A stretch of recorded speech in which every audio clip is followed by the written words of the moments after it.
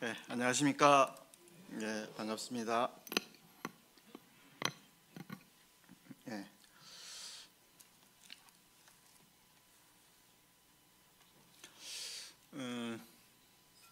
소울푸드란 게 있죠. 소울푸드. 어릴 때 이제 자주 먹었던 소울푸드가 있는데요.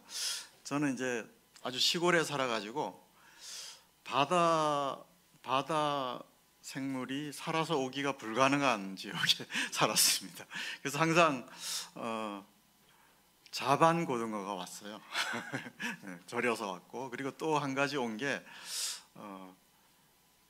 오징어, 그러니까 땡땡 얼린 오징어가 왔습니다. 그래서 그 오징어가 오면 이제 오징어를 녹여서 오징어를 썰어서 오징어 무침을 먹었던 기억이 있어요. 그래서 그 자주 먹었던 건 아니고 그냥 뭐 잔치 때, 뭐 이렇게 동네 잔치 때 그때 이제 꼭 그 오징어 무침이 나왔습니다. 그래서 그 가끔 그 소울푸드가 생각날 때가 있어요. 그래서 제가 이제 소울푸드를 요리를 했습니다. 냉동 오징어를 사서 이제 그 이렇게 다듬다 보면 그 먹물이 튀잖아요. 먹물이 그 눈 같은데 이렇게. 그래서 와이셔츠를 입고 하다가 먹물이 튀었어요. 배에 이렇게 세 점이 딱 튀었습니다. 그래서 그래서 뭐 그냥 세탁하면 없어질 줄 알았어요. 근데 오늘 아침에 딱 보니까 세탁을 했는데도 그 세 점이, 까만 점이 딱 찍혀 있더라고요. 그래서 이거 그냥 꾹 참고 입고 가야 하나, 아니면 어떻게 해야 되나, 그러다가 인터넷 검색을 해봤습니다. 이 오징어 먹물 지우는 법 이렇게 했더니까 베이킹 소다에다가 물을 1:1로 섞어서 약간 이렇게 미끈미끈하게 해가 돼가지고 거기다 이렇게 떨군 다음에 한 1분 비비고 그 위에다가 식초를 3방울 딱 떨어뜨리면 한 30초 문질러다가 물로 씻으면 된다고 그러더라고요. 그래서 아침에 막 벗어서 그대로 했습니다. 물로 씻었더니 아주 깨끗하게 됐어요. 그래서 다시 다리미로 다려서 입고 갔습니다.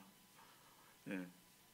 죄로 얼룩진 거는 예수님으로 지울 수가 있습니다.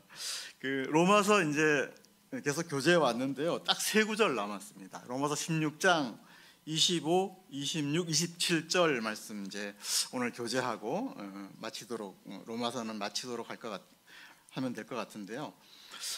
오늘 제목은 예수 그리스도로 시작하여 예수 그리스도로 끝맺다, 이런 제목으로 나누도록 하겠습니다. 로마서 16장 25절만 다 같이 한번 찾아서 한 목소리로 읽어보겠습니다. 신약 262쪽에 나와 있습니다. 로마서 16장 25절을 다 같이 한 목소리로 읽겠습니다. 시작.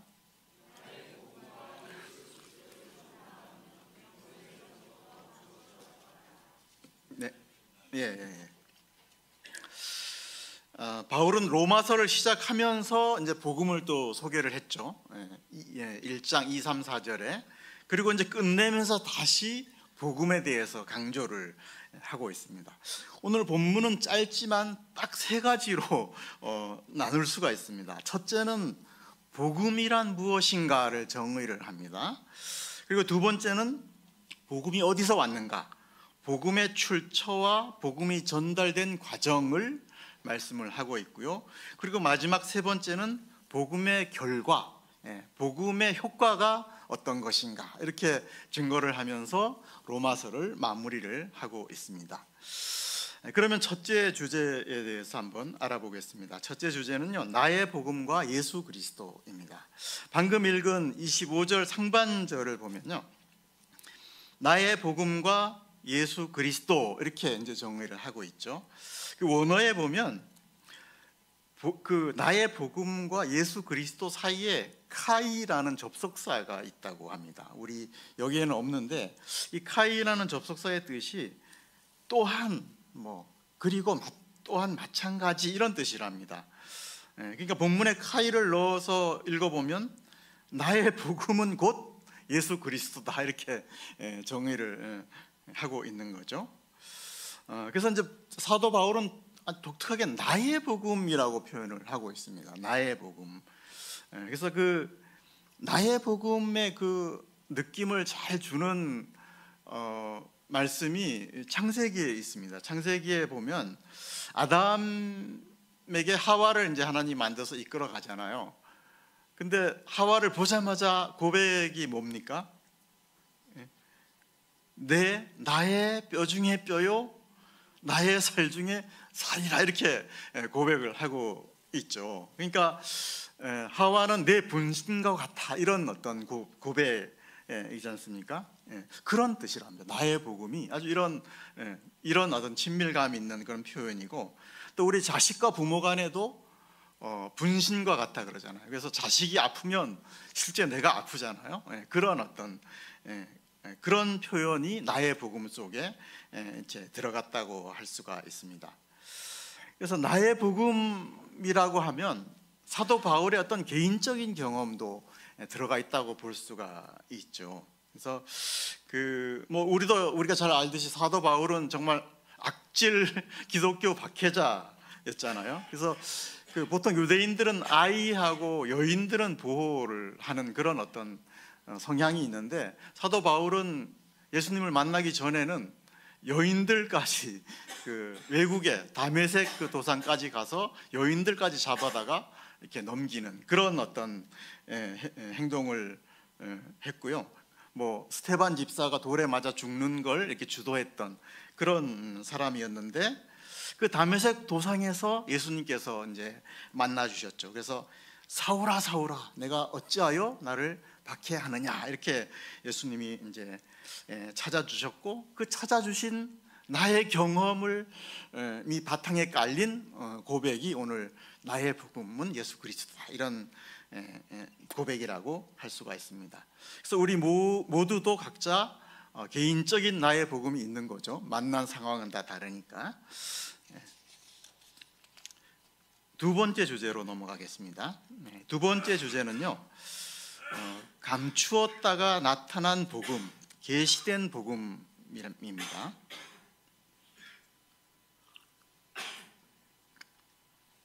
본문 25절 하반절을 보시면요, 그리고 26절 상반절을 계속 보시면, 복음은 이제 영세 전부터 감추어졌다고 했고요, 또 26절 상반절에 보시면 복음은 그러다가 이제 나타내신 바 되었다, 이렇게 표현하고 있고, 또 26절 하반절에 보시면 복음을 알게 하셨다, 또 신비의 계시를 따라 되었다, 이렇게 얘기를 하고 있습니다. 그러니까 복음의 출처는 하나님이고요, 또 전파 방식은 하나님의 명을 따라 선지자들의 글로 말미암아 되었다, 이렇게 이제 증거를 하고 있죠. 그러니까 우리에게 생긴 복음은, 우리에게 생긴 믿음은 우리 속에서 자생적으로 생긴 게 아니죠. 외부에서 온 복음이라고 그렇게 하고 있죠. 세 번씩이나 본문에는 수동태로 강조를 하고 있습니다. 나타내셨다, 알게 하셨다, 또 계시를 따라 됐다, 이렇게 계시도 외부에서 온 거잖아요. 그래서 이런 어떤 이런 표현에 좀 우리가 생각을 좀 해봐야 될 것 같습니다. 그래서 이렇게 외부에서 오게 됐다, 이걸 좀 실감나게 좀 말씀드릴 수 없는가 해서 이제 그 실화 하나만 소개를 하면요, 1964년에 도쿄 올림픽이 있었습니다. 그래서 메인 스타디움을 지어야 되는데 그 메인 스타디움이 굉장히 좁았던 것 같아요. 그래서 이제 확장 공사를 해야 됐습니다. 그래서 그 확장 공사를 하려고 이제 주변에 있는 집들을 이제 이렇게 매입해서 지붕을 이제 헐었겠죠. 근데 그 지붕을 이제 인부들이 헐고 있는데, 그 도마뱀 한 마리가 그 지붕이 헐고 있는데 거기에 이렇게 허리쯤에 이렇게 박혀가지고 이렇게 꼼짝 못하고 있는 것을 인부들이 발견을 했어요. 근데 마침 그 인부들 중에 그 집을 수리했던 사람이 있었던 것 같아요. 근데 그 집을 수리했던 사람이 3년 전에 수리를 한 거예요. 그러니까 이 도마뱀은 그 허리가 그렇게 그 못이 박힌 채로 3년을 거기서 이제 버티고 있었다는 것을 인부들이 이제 확인을 한 거죠. 그래서 이제 굉장히 이제 궁금해한 거예요. 인부들은 이게 어떻게 3년 동안 도마뱀이 거기 박혀서 살 수 있었을까? 그래서 그 공사를 올 스톱하고 지켜봤습니다. 얘가 어떻게 해서 3년을 여기서 살았는가? 이게 지켜봤더니까 다른 도마뱀이 먹을 걸 얘를 물어다 주는 걸 목격을 했습니다. 그래서 그 도마뱀이 한두 번 물어다 주는 게 아니라 계속 하루에도 몇 번씩 물어다 줘서 얘가 그렇게 살았던 것을 이제 확인을 할 수가 있었어요. 그래서 이제 인부들이 이제 못을 빼서 이제 걔를 해방시켜 준 그 이제 실화인 것 같아요. 제가 찾아보니까 그런 일이 있었다고 합니다. 그러니까 이 도마뱀이 살 수 있었던 거는 외부에서 물어다 줬기 때문에 이렇게 이제 살 수 있었던 거죠. 그래서 우리 이 본문하고 좀 매치가 되는지 모르겠는데 어쨌든 본문은 굉장히 수동태로 외부에서 오고 계시되고 알게 하시고 이렇게 이제 계속 이제 반복이 되고 있지 않습니까? 그래서 복음은 하나님이 주셔서 믿게 된 거죠. 그러니까 우리 안에 생긴 복음 믿음은 하나님이 특별히 주셔서 생긴 믿음입니다. 그러니까 내 속에서 자생적으로 발생된 믿음이 아니에요. 그래서 우리가 자칫하면 운동을 할 수 있어요. 그래서 노력하자, 운동하자, 열매 맺자, 이렇게 정말 행위를 굉장히 강조해서 정말 율법적으로 흐르기 쉽다는 거죠. 그래서 저는 우리 믿음이 외부에서 온 거다. 외부에서 온 거고 특별히 하나님이 주신 거기 때문에 그 믿음이 뭔가 작용해서 신앙을 만들어내지 않는가. 그런 쪽으로 오늘 본문이 이제 계속 보여줬습니다. 그래서 그런 쪽으로 좀 교제를 계속 하도록 하겠습니다. 마태복음 우리 잘 아시는 말씀인데요. 마태복음 8복 말씀인데 마태복음 5장 3, 4절을 한번 찾아서 유명하지만 한번 찾아서 한번 읽어보겠습니다. 신약 6페이지에 있고요. 마태복음 5장 3, 4절을 같이 한번 읽어주시겠습니다. 찾으셨죠? 읽겠습니다. 시작.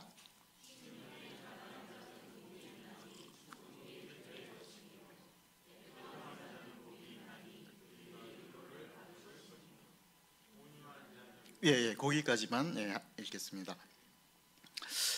그러니까 이제 아까 말씀드렸던 걸 계속 확장을 하면, 그러니까 이 팔복도 우리가 엄청난 노력을 해야 복을 받는다 이렇게 해석하면 안 된다고 합니다. 그러니까 헬라어 원문에 가까이 직역을 하면 우리가 뭔가 복을 받으려고 막 끊임없이 투쟁하고 노력한다는 의미가 아니랍니다. 그러니까 앞절에 있는 상태에 놓여진 자는 뒤에 있는 상태에 자연스럽게 놓여지기 때문에 복이 있다. 원어는 이렇게 해석을 해야 이게 더 원어에 가까운 뜻이랍니다. 그러니까 뭔가 막 행하자, 심령이 가난하게 되자, 내 의지적으로 온유해지자, 긍휼히 여기자, 그러면 뒤에 있는 것을 받는다, 그런 뜻이 아니라 심령이 가난한 상태에 놓여지게 되면 자연히 천국이 그들의 것인 상태가 되기 때문에 당연히 이 사람은 복이 있는 사람이다, 이렇게 해석을 해야 맞다고 합니다. 그러니까 애통해하는 상태에 놓여지게 되면 자연스럽게 뒤에 위로가 따라온다는 그런 말씀이죠. 이게 더 원어에 가까운 해석이라고 합니다. 그리고 우리 데살로니가전서 5장 15절도 보면 항상 기뻐하라, 범사에 감사하라, 쉬지 말고 기도하라, 이런 말씀도 있잖아요. 이것도 운동이 아니라 정말 기뻐하려고 억지로 노력하고 막 감사하려고 억지로 노력하면 기쁜 일과 감사한 일이 생긴다, 이렇게 해석하면 안 되고요. 그런 어떤 상태를 규정하고 있는 그런 말씀이라고 합니다. 그러니까 너희는 구원받은 자로서 이미 기뻐하고 기도하고 감사해야 될 상태를 말씀을 하고 있다, 이렇게 아시면 되고요. 또 갈라디아서 5장 22, 24절에는 9가지 성령의 열매가 나오잖아요. 그래서 거기 보면 뭐 사랑, 희랑, 화평, 오래 참음, 자비, 양성, 충성, 온유, 절제, 이것도 내 의지로 맺자, 이건 아닌 거죠. 성령께서 우리 내 안에 계시면 자연스럽게 이런 열매들이 나타난다, 그런 뜻이라고 우리가 봐야 할 것 같습니다.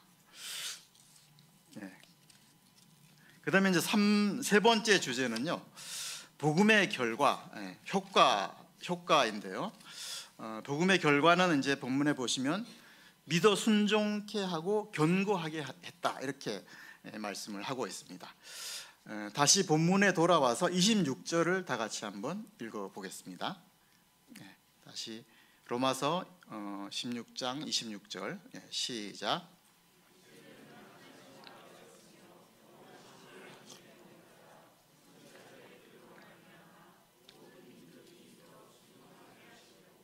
알게 하신 바 그 신비의 계시를 따라 된 것이니 이 복음으로 너희를 능히 견고하게 하실. 모든 민족이 믿어, 복음이 온 결과 이제 믿어 순종하게 됐다, 이렇게 됐고, 또 그 복음이 굉장히 견고하게 됐다, 이렇게 바울은 증거를 하고 있죠. 그래서 뭐 순종은 우리가 이미 많이 교제를 했기 때문에 복음이 우리를 견고하게 했다, 이 부분을 좀 교제를 한번 해보도록 하겠습니다. 사도 바울의 예를 들면, 사도 바울은 뭐 우리가 잘 알듯이 예루살렘 방문 계획이 있었죠. 로마서를 쓰고 나서. 근데 예루살렘에는 위험이 도사리고 있었다고 했잖아요. 그 유대인들 40명이 바울이 오기만을 기다리고 있었습니다. 그래서 이 사람들이 금식하면서 기다리고 있었어요. 내가 바울을 잡아 죽이기 전에는 내가 먹지도 않고 마시지도 않겠다, 이러고 이제 기다리고 있었습니다. 암살단이 이제 기다리고 있었던 거죠. 그리고 이제 바울이 그래도 이제 가려고 할 때 그 사도행전 21장에 보면 바울의 예루살렘행을 성도들이 다 말렸어요. 다 말리고 막 울면서 말리고 못 가게. 그래서 그래서 그 가이사랴에서는 아가보라는 선지자가 있는데, 이 사람이 어떻게 말렸냐면 바울이 오니까 허리띠를 뺏어 가지고 자기 손을 묶어 가지고 막 이렇게 뭐 굴렀든지 어떻게 했든지, 당신이 거기 가면 이렇게 된다, 그러면서 막 말렸습니다. 근데 사도 바울이 뭐라고 고백하는지 아십니까? 사도행전 21장 13절을 보면요, 제가 한번 읽겠습니다. 바울이 대답하되 여러분이 어찌하여 울어 내 마음을 상하게 하느냐? 나는 주 예수의 이름을 위하여 결박당할 뿐 아니라 예루살렘에서 죽을 것도 각오하였느니라. 이렇게 이제 아주 죽을 각오를 하고 이미 예루살렘으로 가겠다, 이렇게 고백을 하고 있습니다. 그러니까 예수님을 위해서라면 자기는 이미 목숨도 다 내놓겠다, 이렇게 이제 하죠. 그러니까 그 정도로 복음을 영접한 사도 바울은 견고함이 있었다라고 이제 말씀을 드릴 수 있습니다. 이게 자기 의지로 이렇게 할 수 있을까요? 자기 의지로 내가 이 목숨에 대한 어떤 그 본능을 극복하고 내가 의지로 이렇게 할 수 있다라고 저는 생각지 않아요. 왜냐하면 아까처럼 정말 하나님께서 주신 그 믿음, 하나님께서 주신 그 특별한 복음의 힘이 이렇게 하지 않았나, 그런 생각이 계속 듭니다. 그래서 이런 것들이 우리가 정말 하나님께서 주신 특별한 믿음이라면 이러한 자세들이 우리가 타 종교하고 정말 확연한 차이가 이런 게 아닌가, 종교가 아니라 정말 이런 진정한 이런 믿음이, 이런 견고한 자세가 나오지 않는가, 그런 생각이 좀 들었고요. 그래서 몇 가지 이제 사례들을 좀 보면, 그 사형 집행장에 가면 정말 이 복음을 믿고 죽는 사람과 믿지 않고 죽는 사람은 굉장한 차이가 난다고 합니다.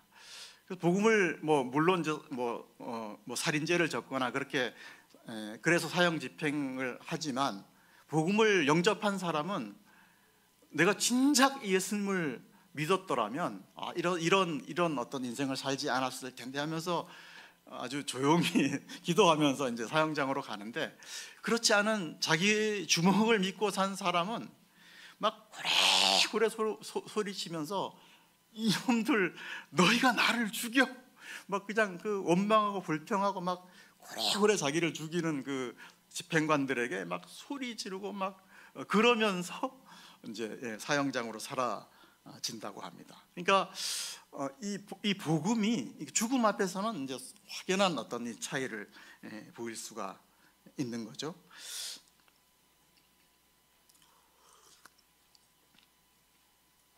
그 두 가지 예만 더 말씀드리면, 그 독일의 이제 암병동에서 혀암이 걸린 사람이 있었다고 합니다. 그래서 이제 이 사람은 이제 믿는 사람인데 그 수술을 하려고 이제 다 모였어요. 간호사, 의사 다 모였는데 마지막으로 이 얘기를 하라고 이렇게 했었답니다. 그래서 이 사람이 마지막으로 한 얘기가 예수님 감사합니다, 이걸 3번을 외치고 수술대에 올라갔다고 합니다. 이 사람은 이제 이 세상에서 마지막 말이 예수님 감사합니다, 이렇게 이제 눈물을 흘리면서 고백을 했다는 그런 일화가 있는데요.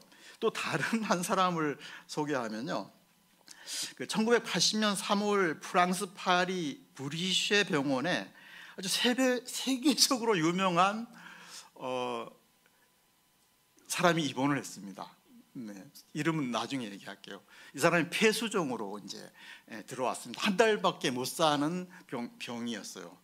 근데 이 사람이 입원 한 달 내내 얼마나 사람들을 못 살게 구는지, 주변 사람들을 너무너무 힘들게 하고, 그리고 막 소리치고 막 고함치고 절규하고, 그리고 뭐 본능적으로 자기가 죽는다는 걸 알았겠죠. 근데 그 죽는 게 너무 두려워서 자기 병명을 물어보지를 못했대요. 그래서 심지어는 자기 부인한테도 자기가 죽는 게 너무 무서워서 부인한테도 이제 병명을 물어보지 못한 사람이 있었는데요. 이 사람이 누구냐면 사르트르입니다. 실존주의 철학자 사르트르예요. 사르트르는 신을 부정했죠. 그리고 인간의 실존을 가장 가치롭게 여겼던 사람인데, 죽을 때 이렇게 막 죽음도 극복한다 이렇게 말을 했던 철학자인데, 이렇게 비참하게 막 두려움 가운데서 죽었다고 합니다. 그래서 1980년 4월 16일에 입원한 지 한 달 만에 세상을 떠났는데요. 프랑스 신문 기자들이 이런 기사를 썼답니다. 사르트르가 왜 이렇게 죽어야 하는가?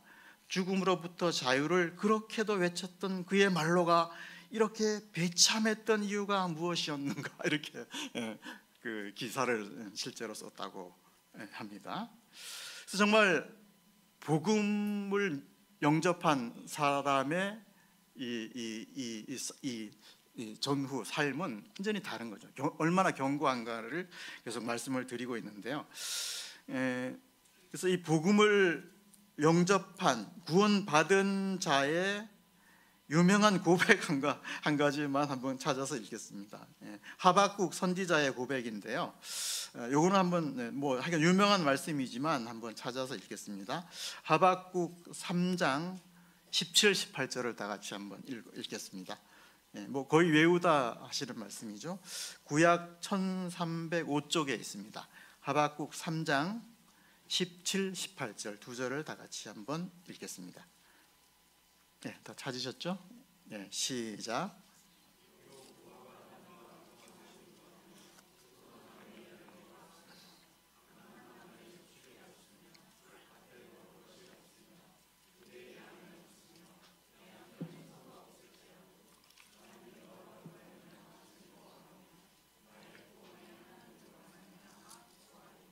네, 감사합니다. 우리 속담에 사흘 굶어 남의 집 담 안 넘어가는 님 없다, 그런 게 있죠. 그래서 사흘 굶어 보면 하나님이고 뭐고 구원이고 뭐고, 구원이 밥 먹여주냐 이렇게 나올 수밖에 없죠. 진리가 밥 먹여주냐 이렇게 나올 수밖에 없고, 그래서 요즘 그 야당 대표가 하는 얘기가 있잖아요. 먹사니즘이 최고다 이렇게 얘기하죠. 먹고 사는 게 최고의 가치라는 신조어를 지금 주장을 하고 있는데요. 본문의 하박국은 정말 무성하지 못해도, 열매 소출이 없어도, 정말 먹을 게 없어도 하나님 한 분으로 만족한다, 그런 이제 고백이죠.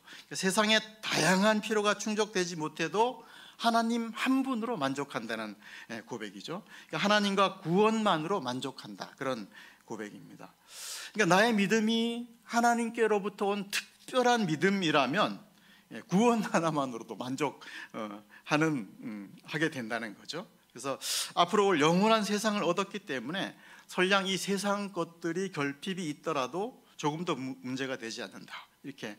그래서 우리의 신앙은 최종점이 하늘을 향해 있기 때문에 이 땅에서는 정말 견고한 인생을 이런 하박국의 고백처럼 할 수 있지 않는가, 그런 생각이 들고요. 정말 하나님이 주신 특별한 믿음이라면 어떠한 상황에서도 하나님의 그 선한 주권을 고백하는 현상으로 나타날 수가 있습니다. 그래서 그 예를 하나 들면 우리 감사 찬송 있잖아요.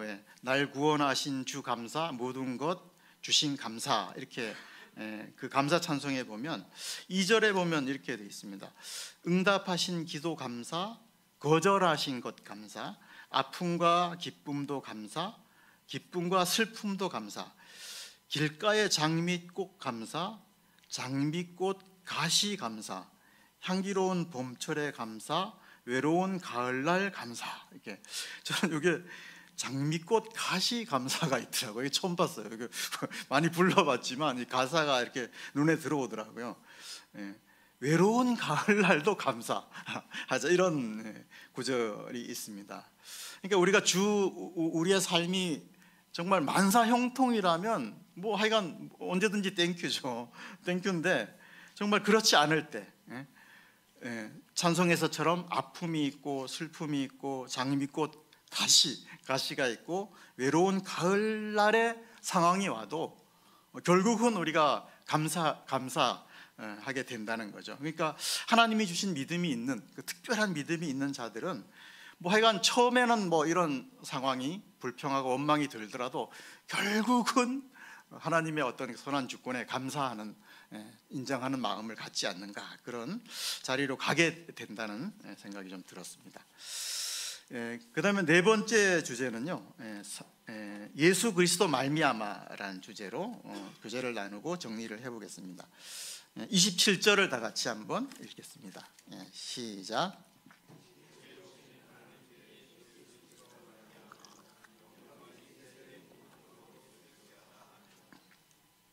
감사합니다.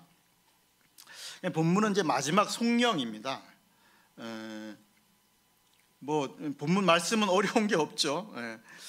하나님께 영광을 돌리고 이제 아멘으로 로마서를 끝을 맺습니다. 예수 그리스도로 말미암아, 이런 표현을 좀 교제를 해보고 끝내도록 하겠습니다. 바울이 로마서를 시작할 때도 1장 1절에 예수 그리스도였고요, 16장 27절 끝날 때도 예수 그리스도로 끝을 맺고 있습니다. 그러니까 이제 우리는 항상 이런 자세가 필요하다는 거죠. 우리는 크리스찬이고 예수님을 놓치면 말짱 꽝인 거죠. 그래서 우리가 이제 도마뱀 아까 예를 들었는데, 그러니까 이제 크리스찬 기독교인은 육체가 이렇게 못 박혀 있는 상태예요. 아직 육체가 완벽하게 구원받지 못한 상태이기 때문에 끊임없이 죄의 유혹을 받을 수밖에 없고, 또 죄에 넘어질 수밖에 없고, 그것 때문에 내적인 갈등을 할 수밖에 없는 실존 존재들인 거죠. 그래서 그 갈등에 대한 고백이 로마서 7장 22, 24절에 이제 굉장히 잘 나타나 있죠. 제가 한번 읽어보겠습니다. 내 속사람으로는 하나님의 법을 즐거워하되 내 지체 속에서 한 다른 법이 내 마음의 법과 싸워 내 지체 속에 있는 죄의 법으로 나를 사로잡는 것을 보는도다. 오호라 나는 공고한 사람이로다. 이 사망의 몸에서 누가 나를 건져내랴. 이렇게 이제 그 어떤 바울의 내적인 갈등을 고백하는 부분인데요. 그 본문의 사망의 몸은 그 로마 제국의 그 사형시키는 제도에서 이게 배경이 있습니다. 그 사형수 옛 로마 제국 때 사형을 어떻게 시키냐면 그 자기가 죽인 시체하고 그 사람하고 같이 딱 붙여놓는데요. 같이 코도 눈도 맞대고 코도 맞대고 입도 맞대고 배 무릎까지 다 딱 포개서 같이 묶어 놓은데요. 그럼 어떻게 되겠어요? 그 시체가 썩어가는 그게 자기 코와 입으로 들어오면서 그 독소가 몸에 퍼져서 이제 같이 죽는 그런 제도가 있었답니다. 그러니까 그 사도 바울의 이 오호라는 공고한 사람이로다 사망의 몸 이 표현이 그런 거에서 나온 그런 표현이라고 합니다. 그러니까 얼마나 내적 갈등이 컸겠어요, 사도 바울이. 그래서 하여간 그 본문의 사도 바울의 고백은 성도는 죄와 전혀 상관없고 죄를 전혀 안 짓는 사람이 아니라 죄를 향해서 늘 넘어질 수밖에 없는 자기를 목격하고 내적인 갈등을 겪는 사람으로 규정을 하고 있습니다. 근데 이 갈등으로 끝나면 절대 안 되는 거죠. 그래서 어디로 가야 하냐? 예수 그리스도에게로 결국은 가야 된다는 겁니다. 그래서 예수 그리스도에게로 가야 된다라는 말씀을 보강해 주는 말씀이 마태복음 5장 4절 말씀이에요. 그거를 제가 한번 설명을 드리고 말씀을 맺도록 하겠습니다. 마태복음 5장 4절은 애통하는 자는 복이 있나니 그들이 위로를 받을 것이며 이렇게 예수님께서 말씀을 하고 있죠. 그러니까 좀 전에도 말씀드렸듯이 애통하자가 아니고 애통한 상태에 놓여지게 되면 자연히 뒤에 위로가 이제 따라오게 되고 그런 자가 복이 있다 이렇게 이제 볼 수가 있고요. 본문에 애통하다는 원어는 펜데우로서 어떤 사랑하는 사람이 죽은 그 앞에서 애통하는 마음이라고 합니다. 그러니까 그 정도의 어떤 슬픔을 표현한 거고, 위로를 받는다는 언어는 아파칼레오라고 합니다. 이거는 부르다, 초청하다, 위로하다 그런 의미가 있다고 합니다. 그러니까 이제 앞에서 그 애통한 거는 정말 나의 두 개의 자아죠. 겉사람과 속사람의 그 갈등 때문에 오는 그런 고통이고, 이럴 때 위로를 받는다는 뜻은 예수님의 십자가 앞으로 초청된다, 불려간다 그런 뜻입니다. 그러니까 이런 자들이 복이 있다 그런 뜻이죠. 그러니까 믿음을 소유한 자들은 내적으로 갈등하는 자들이고, 이런 갈등 앞에서 그냥 넘어지는 게 아니라 예수님 앞으로 가는, 예수님 앞으로 인도돼서 결국은 거기서 위로와 용서를 받는 그런 자들이라고 할 수가 있습니다. 그러니까 결국은 죄에 넘어지고 내적인 갈등을 하는 자들인데, 거기에서 그치지 않고 예수님의 용서와 사랑의 십자가 앞으로 인도돼서 위로받는 자들이 우리 크리스찬들이다 하고 말씀을 맺을 수가 있습니다. 정말 내가 예수님 아니면 어떠할 뻔했나, 내가 예수님 때문에 지금도 순간순간도 살아있고 살 수가 있다, 이런 고백 속에서 위로를 얻는 자들이 우리 크리스찬이 아닌가. 그래서 우리가 오늘도 이 예수님의 십자가의 은혜를 붙들고 항상 또 위로를 얻고 일어서는 그런 성도들이 될 수 있기를 기도하면서 저의 메시지는 여기서 줄이도록 하겠습니다. 기도하겠습니다. 아버지 하나님, 우리에게 복음을 주시고 또 믿음을 주셔서 감사합니다. 늘 넘어질 수밖에 없는 연약한 자들이지만 예수 그리스도의 십자가의 그늘 아래에서 또 참 위로를 얻게 하시니 감사를 드립니다. 우리가 늘 예수님을 묵상하고 또 예수님을 놓치지 않는 삶을 살 수 있게 인도하여 주시옵소서. 모든 것을 감사드리올 때 예수 그리스도의 이름으로 기도하였습니다. 아멘. 네, 감사합니다.